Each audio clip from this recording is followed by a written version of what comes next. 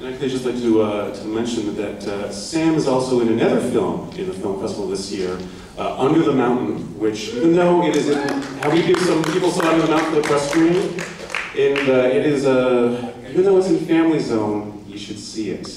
And if you've got any young teenagers or who like kind of fun action, adventure, horror films, take them to see it. Sam is in it. And it has also got Weta workshop things in it, and it's directed by the Midnight Madness director of Black Sheep, Jonathan King. Is Jonathan King still in the house tonight? Jonathan King, the director of Black Sheep, is back. But this time he's scaring children! So make sure you try and go and see Under the Mountain, because that's actually the Family Zone audience next to you guys. That's the other best audience. So, I lost my train of thought. Let me open it up to the audience here. Yes, sir. Yell it out. I'm just wondering if I'm the first person to call this Children of Batman, and I'm wondering if the film is actually a giant metaphor for Australian-New Zealand relations. Is the film a giant metaphor for Australia-New Zealand relations?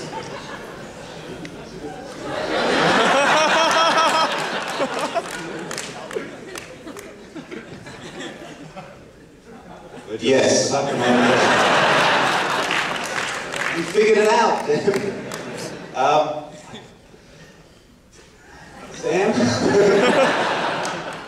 We're sucking you dry, boy. All right, another question. Yeah. Obviously, you're all over on Dad in every sort of area, and again, this one, I just wondered, did it get harder as the budget got bigger to sort of be involved in some of the aspects? And was that, did you want to be involved in some of that? So the question was, did it get harder as the budget got bigger, and were you able to still be involved in all the aspects that you wanted to as it kind of got bigger? Well, one of the things that we learned from Undead is it's a mistake to be involved in everything. It just is, because you spread yourself so thin. And what we really wanted to do was surround ourselves with people that are so much better than we are. And that's kind of what we got on Daybreakers. And no, we don't want to do everything. We really don't. I don't want to do visual effects. It just kind of worked out that way. I think the best thing a director can do is direct, to be on set directing and not worry about producing or all the other aspects. Because directing is so damn hard to do. And then so is producing, and then so is all the other things. And I don't have any interest in editing my own movies again. I don't want to do it. I think it's great to have an editor come in with a fresh pair of eyes and cut something for you, and you can look at it and be objective. So while our hands are all over this, it's not what we would like. We would like to be a little bit more focused on one particular job. And that's pretty much it. And I'm just curious, and I'll ask Sam to weigh in on this. How do the two of you work as directors? So on set, do one of you work on one aspect? Like, who was giving the direction to you? Was it coming from both ears, or would one of them just speak? I was expecting a lot on the floor, that the arguments between the two, that they spookily agree on everything. On everything. There's a kind of silence in the tent that we go into, and we scream at each other, and then we come out. And we're actually part actors too. It's all performance. So on set, how do you divide the duties?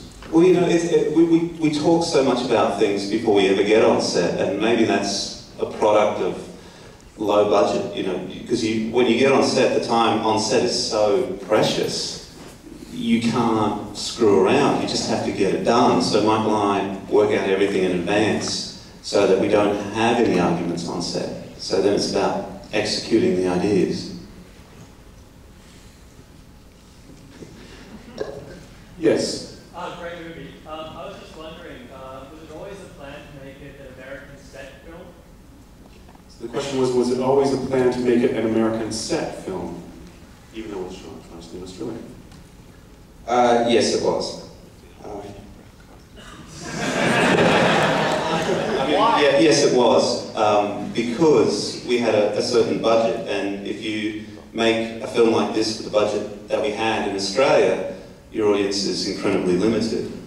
So you want to appeal to a worldwide audience, and the way you do that is you make people sound like they're Americans.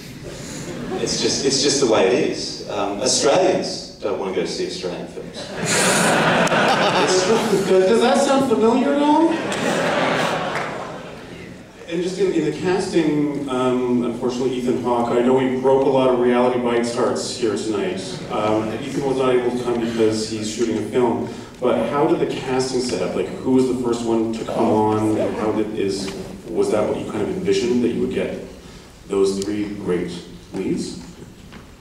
Well, no. I mean, I tell you, I say no because we had this ridiculous wish list.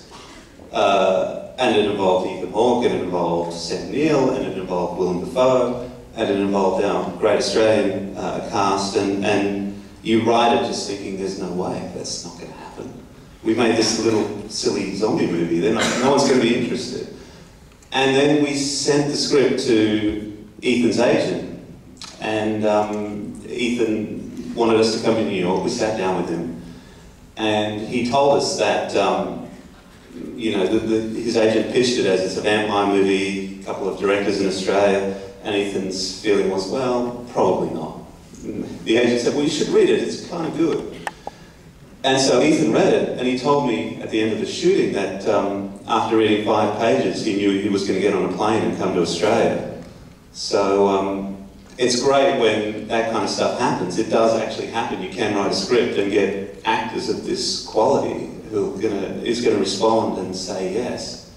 Because, you know, before Daybreakers, we had really just worked with a lot of local actors who were working at the acting school down the road. And now we get to work with these extraordinary people, so, yeah. I looked at the script, and on page 2, there was a guy in a business suit getting a double shot of blood with his Starbucks. I thought, that's fantastic. I'll do that film. And by the way, I wasn't playing American, I was Canadian.